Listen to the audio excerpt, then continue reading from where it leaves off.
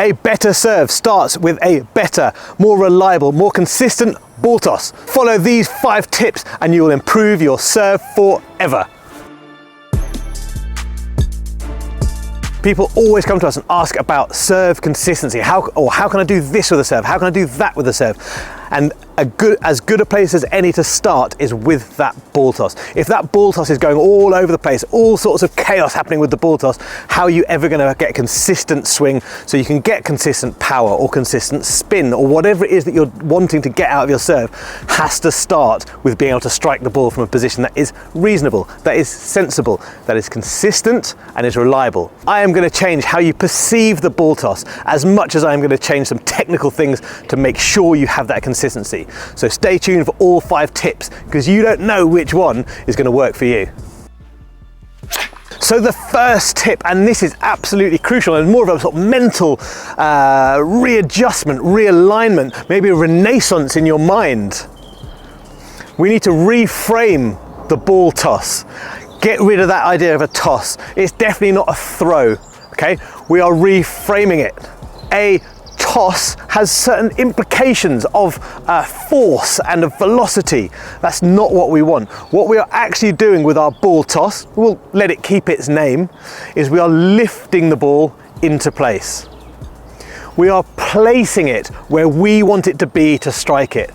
And simply by reframing it in this way should calm everything down, should allow a repetitive, reliable motion that allows you to place that ball exactly where you want it, so you can smack it, so you can slice it, so you can cut it, so you can rip it, so you can build that massively dominant as well as consistent serve through your ball toss. So reframe it, lift it, place it into position, don't toss it or throw it.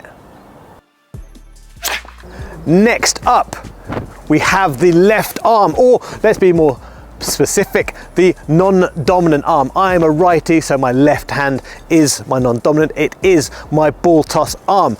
And what we want to do is we want to keep that arm straight.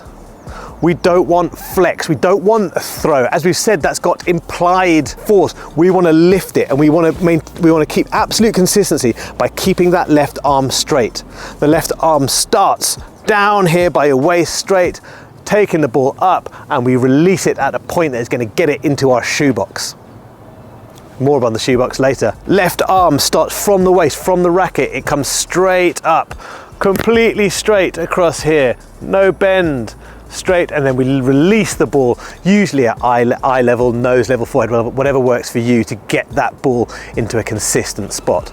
Essentially what we're after is as little noise in the machine as possible, as fewer things as can go wrong as possible. This arm stays straight, it lifts the ball up. We don't need to worry about any other mechanics. It's just a shoulder, no elbow, no wrist, just a straight lift. Imagine you're riding a fixed gear bike or a bike with only one gear. You don't have to worry about all the other things that could go wrong. This is what we're talking about here. You will see everybody almost on the tour doing exactly this. And that's why you must do it too. No. Let us not class the ball like we're clinging on for dear life. This is not Cliffhanger. We don't need to go white knuckle ride. We're not riding Space Mountain. We don't need to clasp the tennis ball like this when we toss it. So just relax. I like to put the ball between finger and thumb like so, but I'm keeping nice and relaxed. What the clasp leads to is a tension that we don't want. We've talked about a lifting the ball into place. We don't want this clasp to take that away. Often what happens if we're tight with our fingers is that the ball ends up catching them, flicking back over our head. I know you've all had that ball toss where the ball keeps on going back over your head, because I've had it. We've all had it. Stop clasping like this, relax the fingers. It might be that the ball just sits there and you've got a very loose grip on it. It might be that you push it into the fingers and you hold it like so between fingers and thumb. It might be potentially that you hold the ball flat in your palm. What we don't want is the clasp. The clasp leads to tension, leads to a lack of control, leads to this. And we don't want that. Boo. Boo. Relax your hand, don't clasp the ball, get it in a position so you can lift it and you will be flying. Everybody has heard of the yips in golf, but there is also ball toss yips. It is so easy to become obsessed by, to try and seek that perfect ball toss that's repeatable, that is absolutely dead on, like Novak Djokovic is, but some of us aren't as meticulous or psychotic as Novak, so that's not necessarily attainable and not important. It is more important to be calm, to be in control. So when we lift that ball into position, we are looking to put it into an area, not a pinpoint tiny little spot, probably something the size of a shoebox. I mean, it depends how big your feet are, but the size of a shoebox. We're lifting that ball into a shoebox size space, and then we are going after it.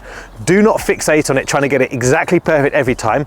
Get it into an area and build from there. I promise you, the more balls you strike within that shoebox or on the extremes of where that shoebox is, it's going to give you more information about what works for you and refine that toss. Don't fixate, throw it in a shoebox, smack the out of it. And finally, perhaps the most key, the most beneficial tip of the 5, when you lift that ball into the air on your ball toss, we want to make sure that the ball is not spinning. Now, if you are doing all of the other things, you are likely to find that the ball, when it goes up, is staying completely still, or almost completely still. We've got to stay realistic. What that means is that the ball's not spinning out of control because we're clasping it two-handed. It's not flipping back because we've got our elbow flexed.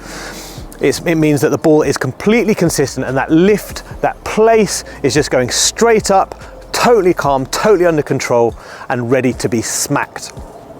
This is also incredibly useful during a match if you feel like the ball toss is wavering. If you just focus on that, if you just focus on not letting the ball spin, lots of the other things will fall into place. It's not the time during a match to be focusing on all the minutiae of technical tennis coaching and what should be happening here and there. But if you just focus on that tennis ball being lifted up with very, very little to no spin on it, lots of these things will come together and you'll find your ball toss becomes much more consistent. Again, the consistency of ball toss leads to a whole plethora of things that you can do with the serve, and who doesn't want that? So, watch for that ball spinning. This is like a test for all of the other things. See if you can lift that ball up with no spin so it's ready to get smacked or cut or ripped. If you followed those 5 steps, I'm sure your ball toss is now perfection. And in a perfect ball toss, there follows a beautiful, varied, powerful, spinny, dominant serve. So just remember, we're going to reframe that toss, let it keep its name, but now it's a lift, it's a place. We're not going to fixate on it, we're going to lift it into a shoebox size space, we're going to get that ball up there. We're going to do that by keeping our left arm straight all the way up, less noise in the sheen, and we're not going to clasp the ball like a maniac, we're just going to let it rest in there so we can lift it up. And finally, to make sure these things are all working, to refocus that mind, especially during match play, we're going to make sure that the ball is not spinning as it goes up. Nice, steady, still ball so you can smack down those serves. Thank you very much for watching. As always, don't forget to like, follow, share, subscribe so you never miss a thing from PH Tennis.